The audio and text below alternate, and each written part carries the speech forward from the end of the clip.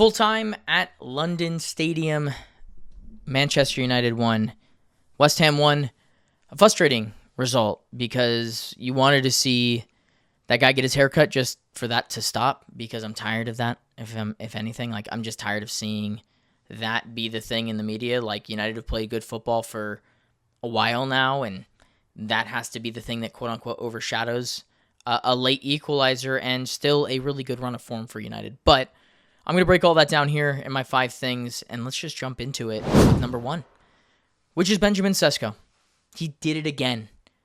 United, in recent note, have needed somebody to come off the bench and be a spark plug. And Benjamin Šeško had all the opportunity, just like Joshua Zirkzee or Højlund or a host of other strikers that have come in, to pout and whine and get angry about not starting. I can go back to Garnacho too. There's nothing like that with Sesko. He doesn't care that he's coming off the bench. He knows that he can make things happen in 30 minutes. And I think that United, who were very, very complacent, especially in the second half of this match, something switched when he came on. The ball became more direct. He was direct. I think the time the game changed was when he made that turn in from a pass from Bruno and just took a shot. Just tested the keeper. It was like their first shot on target, or just first shot in general, in like 45 minutes. But this kid's got true talent. And that finish, that's world-class finish stuff. It's a bad ball from Mbeumo. He sticks out his leg, deadens it, and puts it top right. I need you to go look at the behind the angle of the goal for that one, because it's truly, that's world-class 9 stuff.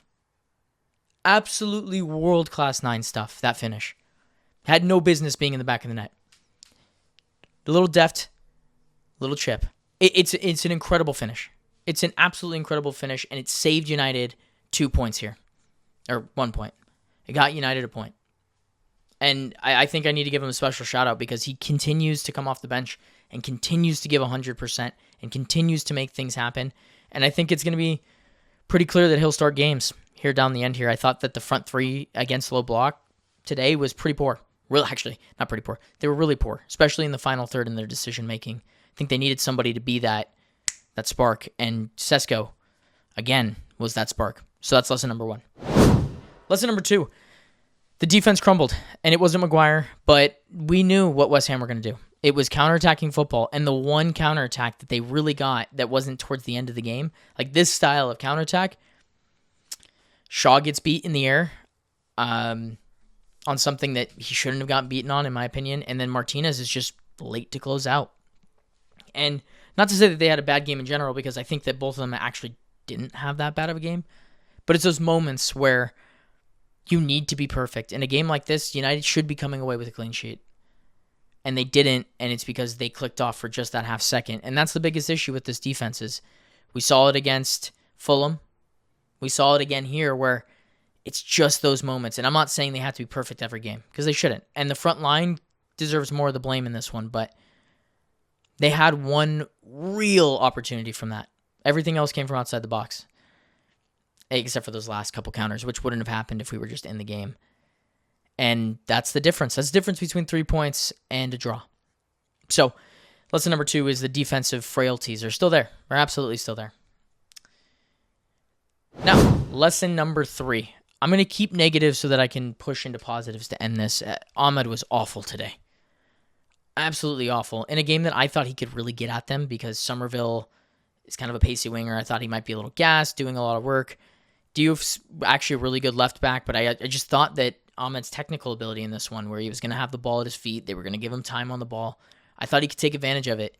And his decision-making today was fucking poor in the final third. It was really poor. And it just wasn't a very vintage Ahmed performance. And I think that that's probably the final arc of his game that he's got to complete, because he's got everything else. The short-term passing, the creative spark, the dribbling, it's all there. But his final decision, his final third decision-making has lacked. And in this one, it really showed, because the one that really sticks out to me is he had the ball and he was driving on a counter, and Dalot had made a really good inside run, and he was good again today. But he made a really good inside run, and he had the time and the space to play him, and he just chose not to, killed the counter, and then United just had to recycle the ball. And it led to complacency. I thought that he was way too safe, and I think that a lot of the time, Ahmed is way too safe. and it kind of fit the front three. In general, you probably could say this about everyone in the front three, barring Sesko, which was the patience that they had early in the match, which wasn't a bad thing, turned to complacency. They didn't take the risks. They didn't take the chances. And that was something that I haven't seen out of this United team yet. I feel like in the first 4 games under Carrick, they've been very risk heavy, not risk averse. And today, Ahmed was risk averse, and you just hope that he bounces back, because it wasn't the worst performance in the world, but it wasn't great. And I expect high things from him. So that's lesson number 3. Now, lesson number 4. Kobbie Mainoo continues to be brilliant. And he was absolutely fucking brilliant in this one again. It's like getting... It really is getting a £80 million signing in the middle of January. This kid is fucking phenomenal. I thought dealt well with the contact and the pressure that West Ham fed him. Like, that was their whole game plan, was to make everyone uncomfortable. And at times, I thought it made Bruno a little uncomfortable, and Casemiro and the back line to a certain extent. I thought Dalot dealt well with this too. But Mainoo's ability to get on the ball and just find passing angles. He got United out of the high pressure and into the thirds, essentially. So I can't blame him for being not... I want to give him my man of the match because I thought he was fucking phenomenal, but it needs to go to Sesko for his impact. But Mainoo just continues to make things happen. And it's not anything crazy flashy. It's just one touch, 2 touch passes, and then driving play. I actually thought that he was our best creator through 60 minutes until Cunha came off and then Sesko came on. I thought that he's just a brilliant footballer, and he was good again in the duels. He's doing a lot of work, and he deserves the 11 days off that are coming for him, because the kid is... Can't believe we weren't playing him. I can't believe he wasn't starting games. So he'll stay at lesson number 4, back-to-back weeks here. Now, lesson number 5. There is going to be a negative connotation to the way that this game went for Manchester United. And there should be some. I absolutely agree. This wasn't a good performance by any stretch of the imagination. They were tame. But just because some dude hasn't cut his hair doesn't mean that this isn't a good team or that they haven't been good. And in the big moments, they showed up again. This team has fight. They have spirit, and they have a competitive nature to them that won't let anything die. And they've proven that. Under Amarin, they proved that, and under Carrick, they have especially proven that. And I'll tell you this. If this is the floor of Manchester United, we are going to be very happy fans moving forward. Because if that's the floor, if a draw is the floor, we will win a lot of games, we will win a bunch of matches, we will come away with a bunch of points, and we will finish in Champions League. It's evolution, right?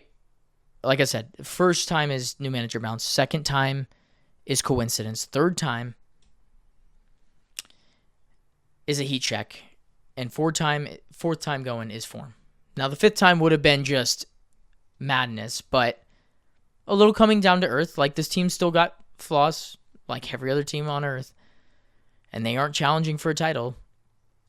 And it would have been awesome to pick up 6 points against West Ham this year, not 2.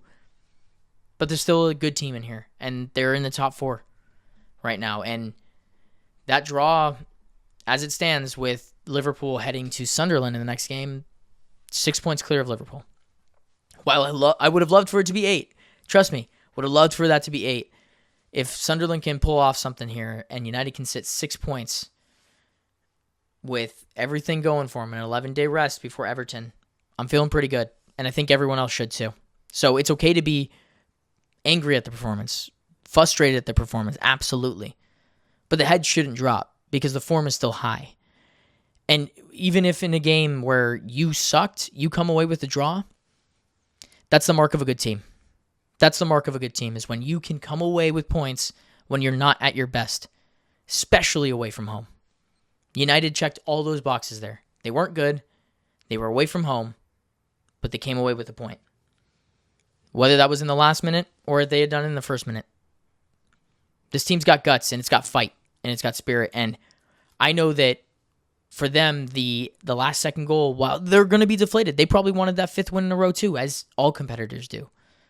But they shouldn't be too hard on themselves, because it's still a very, very good sign that United are picking up points when they're at their worst. And I'll leave it there. because I don't think I need to say anything more. If you're more pessimistic, let me know in the comments. I'd love to hear it. I think there was a ton to learn from this game. I just picked out the points that I thought were kind of glaring to me. But I kind of want to hear if you are more pessimistic. You're like, you know what, this draw sucks. They should have got the 5th win. We were just shit. Go ahead. Tell me. I'd love to hear why.